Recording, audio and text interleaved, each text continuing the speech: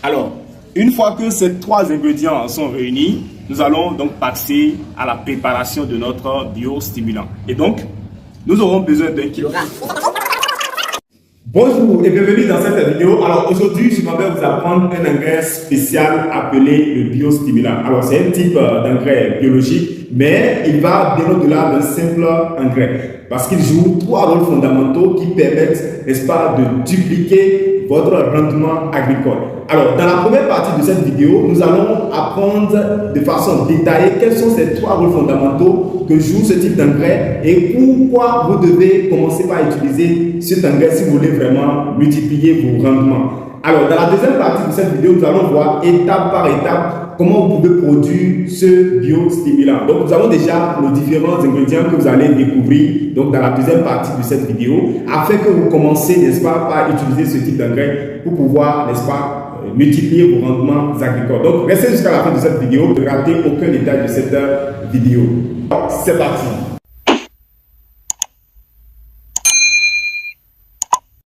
Bienvenue sur cette vidéo. Si c'est la première fois que vous venez de me découvrir, je suis Bukala Boukari. Ici, sur cette chaîne, nous parlons exclusivement de l'environnement et du business parce que nous pensons que c'est grâce à ça que nous pouvons apporter notre touche au développement de l'Afrique. Alors, nous parlons exclusivement de la valorisation des déchets, comment produire de l'engrais biologique avec, n'est-ce pas, des ingrédients disponibles sur place au niveau de notre environnement, comment valoriser les déchets végétaux en charbon écologique, comment faire du biogaz, mais également comment produire des pavés écologiques à partir des déchets plastiques. Alors, si cette thématique vous parle, je vous invite à vous abonner à notre chaîne, et voilà, liker cette vidéo et pourquoi pas la partager. Alors, sans plus tarder, tel que nous le disions, nous allons voir déjà la première partie de cette vidéo, telle que nous l'avions dit dans l'introduction. Nous allons voir quels sont les trois rôles fondamentaux que joue, n'est-ce pas, un biostimulant. Alors, ce que vous devez comprendre, lorsqu'on parle de biostimulant, c'est aussi un engrais biologique comme tout autre engrais biologique. Mais sa spécialité, c'est qu'il va bien au-delà d'un simple engrais biologique. Alors, nous allons voir les trois rôles principaux, n'est-ce pas, d'un biostimulant. Alors, le premier rôle, c'est que le biostimulant vous permet d'avoir une meilleure assimilation des éléments nutritifs. Donc, une meilleure assimilation des éléments nutritifs. Ce que vous devez comprendre, lorsque vous prenez la terre, lorsque vous faites votre champ, il faut retenir que de façon naturelle, il y a des micro-organismes qui sont utiles pour votre plante. Mais ces micro-organismes ne se présentent parfois de façon sous forme non assimilable. Je prends l'exemple de la terre. C'est comme si vous avez du riz. Vous avez du riz cru, vous avez un sac de riz dans la chambre. Alors, si ce riz n'est pas préparé, vous ne pouvez pas vraiment le manger. C'est vrai que vous avez la nourriture, mais lorsque ce n'est pas préparé, vous ne pouvez pas, n'est-ce pas, ça ne peut pas vous servir. Donc, c'est exactement ça avec voilà, la culture agricole. Donc, vous avez par exemple des plantes, lorsque vous finissez la semence, les plantes évoluent, mais il y a des micro-organismes qui sont très utiles pour votre culture, mais qui se présentent sous forme non assimilable. Donc, qu'est-ce que le biostimulant vient faire ici? Le biostimulant permet, n'est-ce pas, de rendre assimilables ces micro-organismes. Donc, ça veut dire quoi? C'est comme si le biostimulant vient, n'est-ce pas, préparer la nourriture dont votre culture a besoin pour pouvoir se développer.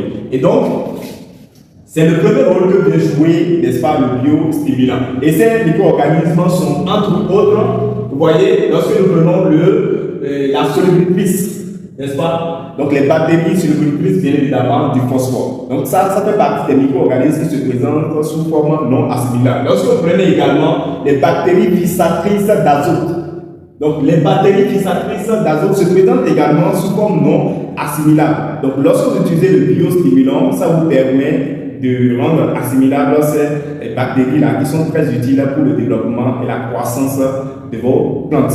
Alors, il y a également le fait que ces micro-organismes qui sont utiles pour votre culture sont parfois éloignés des racines de la plante. Donc, le biostimulant, lorsque vous utilisez le biostimulant, ça permet, n'est-ce pas, d'attirer ces bactéries-là au niveau des racines de la plante. Donc, c'est sous forme, disons, pour caricaturer, comme de l'aimant.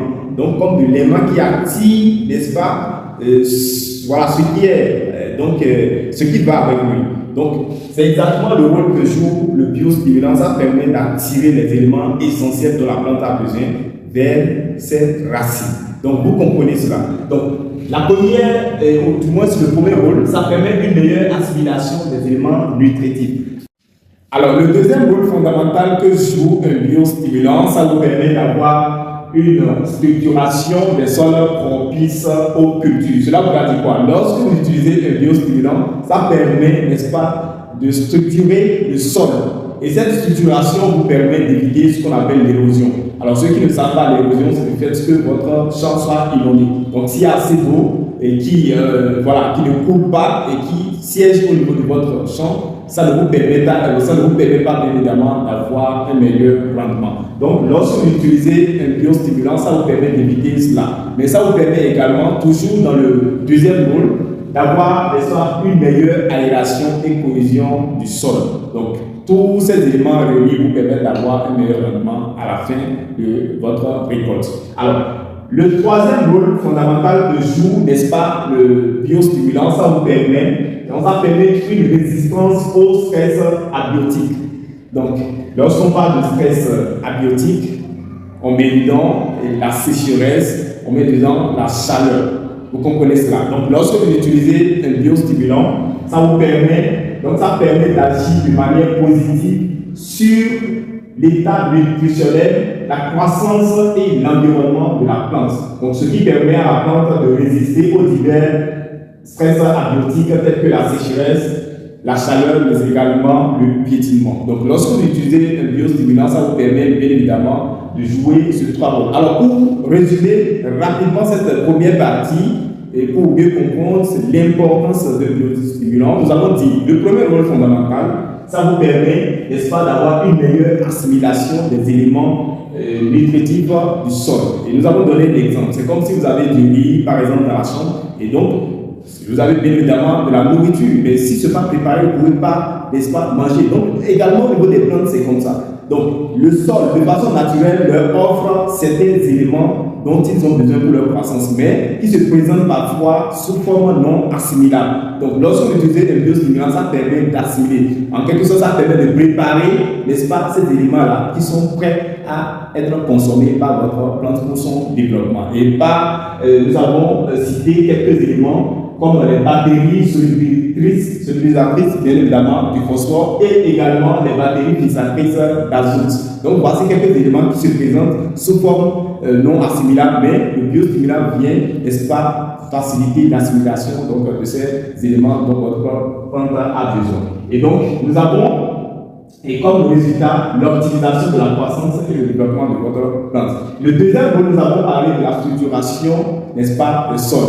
Donc, lorsque le biostimulant est utilisé, ça permet de structurer le sol, et ce qui vous permet d'éviter l'érosion. Et ça vous permet également d'avoir une meilleure aération parce que les cultures ont besoin de l'air pour pouvoir faciliter leur croissance et leur développement. Donc, ça permet d'avoir également une meilleure aération et une cohésion des sols.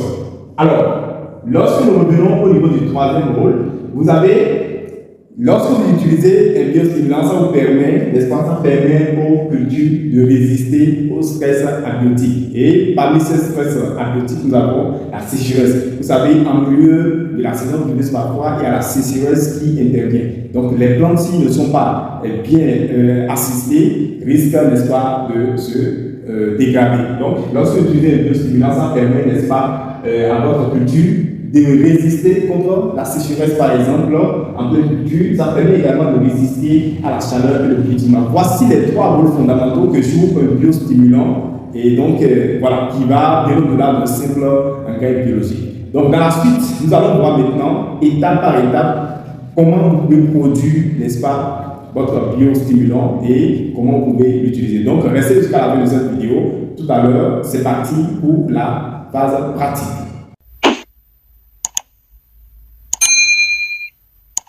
Alors, tel que nous le disons, donc c'est la deuxième partie de cette vidéo. Nous allons voir concrètement comment vous pouvez produire le biostimulant.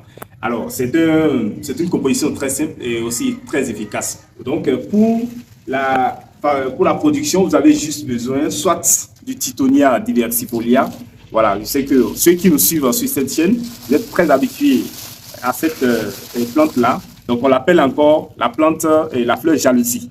Donc, le nom scientifique, c'est le Tithonia diversifolia. Alors, si vous ne disposez pas de cette plante-là, parce que nombreux de nos abonnés disent que au niveau de leur milieu, ce n'est pas trop fréquent. Vous pouvez remplacer ça par les feuilles de Nîmes. Donc, soit vous utilisez les feuilles de Nîmes ou vous pouvez également utiliser les feuilles de Moringa. Donc, ça fait vous avez trois options. Si vous disposez de fleurs jalousie, c'est aussi mieux. Au cas contraire, vous pouvez utiliser les feuilles de Nîmes ou encore les feuilles de Moringa. Alors, comment ça va se passer? Notre deuxième ingrédient, c'est la cendre. Donc, peut-être que vous pouvez le voir, on aura aussi besoin de la cendre. Alors, le troisième élément dont nous aurons besoin, c'est bien sûr de l'eau. Voilà. Alors, une fois que ces trois ingrédients sont réunis, nous allons donc passer à la préparation de notre biostimulant. Et donc, nous aurons besoin d'1 kg de cette feuille. Donc, tel que nous l'avons dit, ça dépend de ce que vous avez à votre disposition. Ça peut être les fleurs jalousie. Si c'est ça, vous aurez besoin d'1 kg. Si c'est les feuilles donc, de Nîmes, vous aurez besoin également d'1 kg. Donc, nous allons utiliser 1 kg. Ici, nous avons déjà mesuré 10 litres d'eau. Vous comprenez cela. Donc, 10 litres d'eau pour 1 kg de feuilles. Et donc, avec 1 kg de feuilles, nous aurons besoin donc de 3 kg de cendre. Donc, je reprends, vous avez besoin d'1 kg de feuilles et 10 litres d'eau, en plus 3 kg bien évidemment de la cendre. Donc, nous allons passer voilà, à la préparation, trêve de discussion. Alors, là, une fois que vous avez déjà mesuré votre eau, vous allez donc plonger la fleur. Ici, nous avons déjà 1 kg de fleurs jalousie. Vous plongez ça et nous allons mesurer ensuite 3 kg de la cendre. Donc, ici, voilà, ce récipient, ça fait bien évidemment environ 1 kg. Nous allons donc mettre ça. Alors, respectez bien les mesures pour avoir, n'est-ce pas, de meilleurs résultats. Alors, tel que vous pouvez le constater, là, une fois que cela est fait, vous devez, n'est-ce pas, remouiller.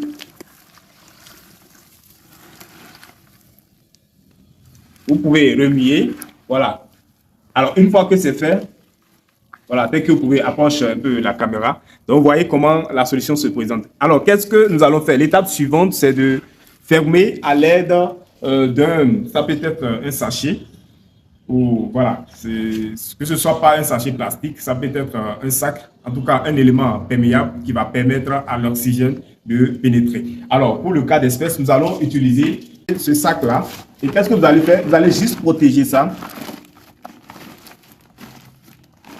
Vous allez protéger ça, vous pouvez mettre voilà, des briques dessus et vous laissez pendant 14 jours. Donc, après les 14 jours, votre solution sera prête et vous passez maintenant au filtre. Donc, vous allez filtrer votre solution et pouvoir l'utiliser. Alors, lorsque la solution est faite, vous prenez 1 kg ou du moins 1 litre pour diluer avec 5 litres d'eau simple. Donc, afin de traiter au niveau de votre champ et obtenir de meilleurs résultats.